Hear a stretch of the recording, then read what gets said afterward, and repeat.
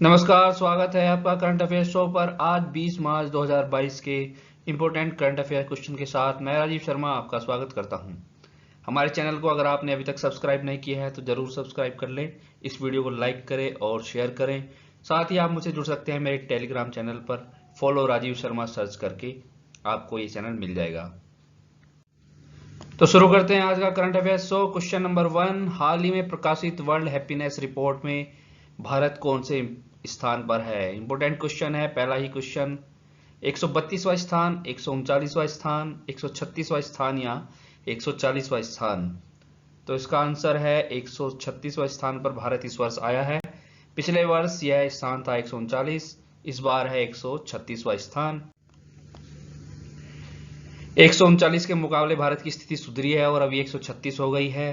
दक्षिण देशों में केवल तालिबान शासित अफगानिस्तान ही भारत के इस 136वें स्थान से नीचे है। बाकी सारे दक्षिण एशियाई देश इस रिपोर्ट में भारत से ऊपर आए हैं। नेपाल का स्थान 84, बांग्लादेश 94, पाकिस्तान 121 और श्रीलंका 127। 146 देशों का सूचकांक हुआ था जिसमें भारत का स्थान 136 आया है 139 के मुकाबले। तो इस रिपोर्ट के हिसाब से तो भारत में बहुत ज़्यादा दुखी लोग इस टाइम रह रहे हैं। और देखिए, पाकिस्तान से भी स्थिति बदतर है इस रिपोर्ट के अनुसार। अफगानिस्तान से तो है ही, खैर रिपोर्ट के अनुसार। पाकिस्तान जहां पर इतनी बुरी हालत चल रही है, महंगाई इतनी चल रही है, लोगों को अनाज नहीं मिल पा रहा है, तेल महंगा हो गया है, सब्जियां महंगी हो गई है, इस रिपोर्ट ने दर्शाया कि भारत की स्थिति उससे भी बदतर है। और श्रीलंका जहां पर अभी फूड क्राइसिस चल रहा है, इकोनॉमिक क्राइसिस चल रहा है, वहां उसकी भी स्थिति भारत से अच्छी दिखाई गई है। 10वां संस्करण ये वर्ल्ड हैप्पीनेस रिपोर्ट का है और इस सूची में लगातार 5वीं बार फिनलैंड ने टॉप किया है। 5वीं बार लगातार फिनलैंड की स्थिति इसमें नंबर 1 आई है। उसके बाद डेनमार्क, आइसलैंड, स्विट्जरलैंड और नीदरलैंड का स्थान है। इस रिपोर्ट को प्रकाशित किया जाता है संयुक्त राष्ट्र विकास समाधान नेटवर्क द्वारा और इसमें मानक जो बनाए जाते हैं वो देश की जीडीपी, सामाजिक समर्थन, व्यक्तिगत स्वतंत्रता, भ्रष्टाचार के स्तर, इन सब का मूल्यांकन करके ही यह रिपोर्ट प्रकाशित की जाती है। तो इस रिपोर्ट की स्थिति के अनुसार तो जीडीपी में भारत चौथे या 5वें स्थान पर आता है। जीडीपी विकास दर में तो पहले स्थान पर चल रहा है अभी भारत, और पाकिस्तान की स्थिति इससे बेहतर है। ये रिपोर्ट किस तरह पब्लिश की जाती है, किस तरह बनाई जाती है, इस पर हमेशा से विवाद रहते हैं। इस बार भी एक विवादित इश्यू बन जाएगा ये। चलो चलते हैं नेक्स्ट क्वेश्चन पर। क्वेश्चन नंबर 2, हाल ही में किसने मिस वर्ल्ड 2021 का खिताब जीता है? टोनी एनसिंग, मानसा वाराणसी, कैरोलिना बिलवास्का या जूलियन एंजेला? तो इसका उत्तर है ऑप्शन सी, कैरोलिना बिलवास्का, जिन्होंने मिस वर्ल्ड 2021 का ये खिताब जीता है।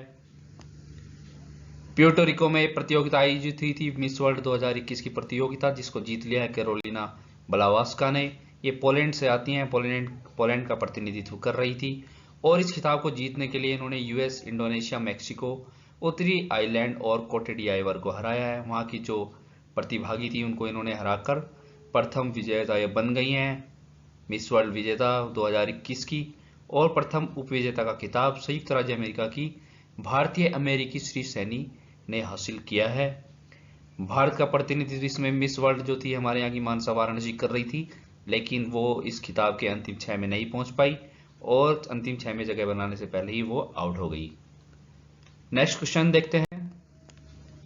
क्वेश्चन नंबर 3, भूमि अभिलेखों तक आसान पहुंच निश्चित करने के लिए दिशांक ऐप किस राज्य ने विकसित की है? दिशांक ऐप एक बनाई है, किस राज्य ने?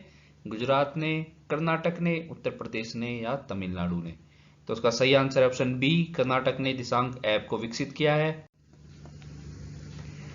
भूमि अभिलेखों तक आसान पहुंच निश्चित करने के लिए इस ऐप को विकसित किया गया कर्नाटक सरकार द्वारा, जो भौगोलिक सूचना प्रणाली कार्यक्रम के तहत विकसित की गई है। कर्नाटक राज्य रिमोट सेंसिंग एप्लीकेशन सेंटर के द्वारा यह कार्यक्रम संचालित है।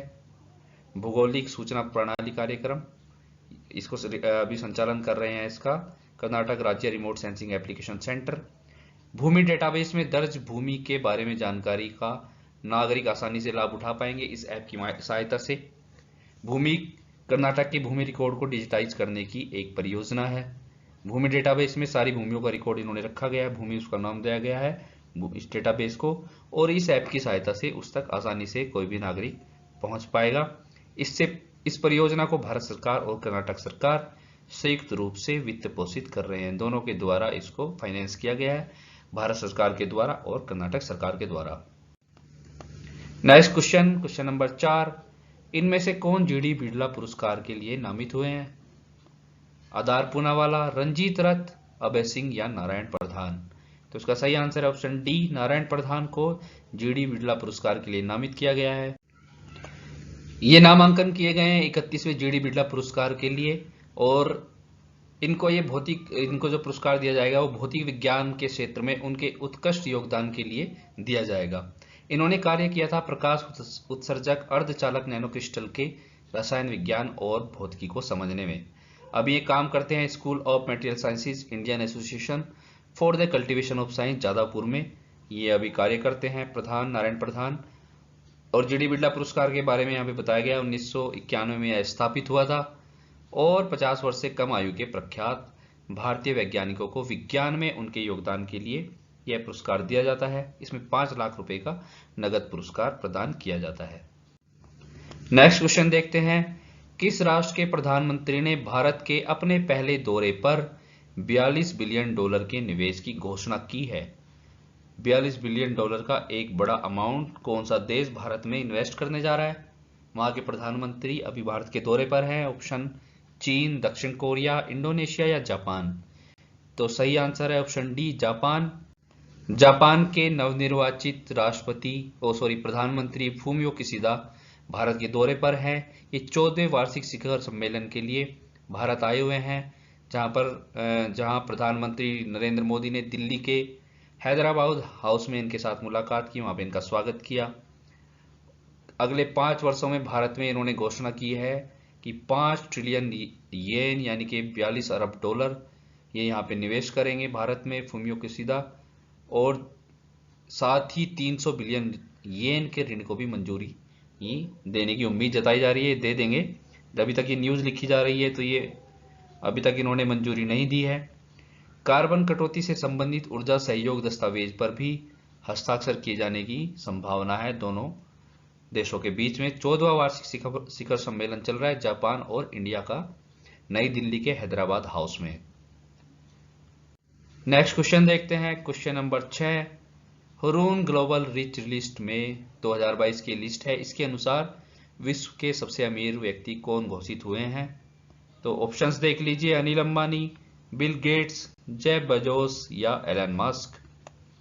तो इसका सही आंसर है ऑप्शन डी, एलन मस्क, जो स्पेस एक्स और टेस्ला के मालिक हैं। उनको इस लिस्ट के अनुसार विश्व के सबसे अमीर व्यक्तियों की सूची में नंबर 1 पर घोषित किया गया है। इनकी कुल संपत्ति बताई गई है 205 बिलियन डॉलर। Amazon.com के इंक के कार्यकारी अध्यक्ष जेफ बेजोस इसमें दूसरे स्थान पर आए हैं लिस्ट में, जिनकी कुल संपत्ति इन्होंने आकी है 188 बिलियन डॉलर।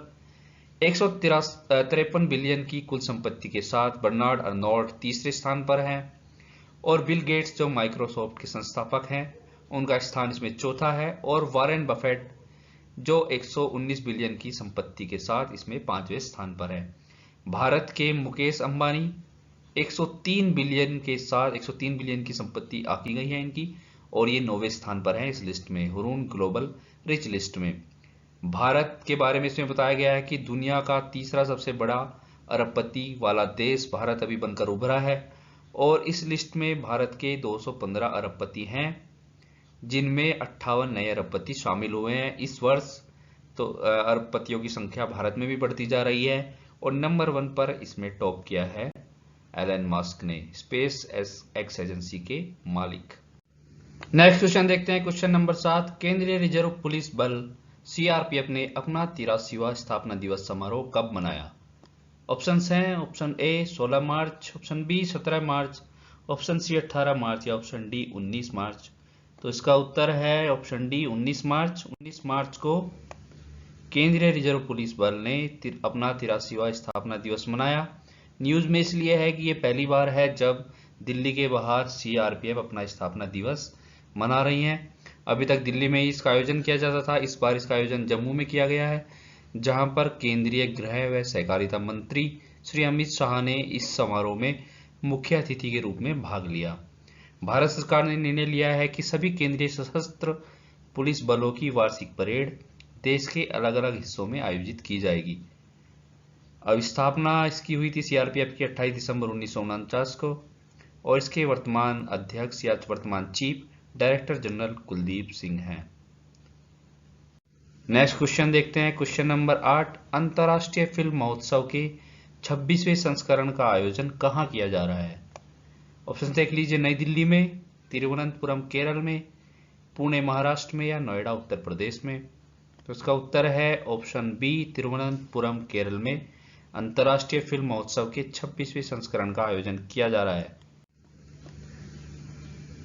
18 से 25 मार्च के बीच में आयोजित किया जाएगा। 18 मार्च को आरंभ हुआ है और 25 मार्च तक ये चलेगा। मुख्यमंत्री पिनराई विजयन ने इसका उद्घाटन किया, और इसमें जो पहली फिल्म प्रदर्शित की गई, इसकी शुरुआत की गई इस बांग्लादेशी फिल्म रहना मरियम नूर से, जिसके निर्देशक हैं अब्दुल्ला मोहम्मद साद। इसमें देश विदेश की फिल्में आयोजित की जाती हैं। उसके बाद में पुरस्कार वितरण समारोह किया जाता है देश विदेश की फिल्मों के लिए। जैसे ही यह पुरस्कार आयोजन होगा, उस पर भी हम क्वेश्चन आपके लिए लाएंगे।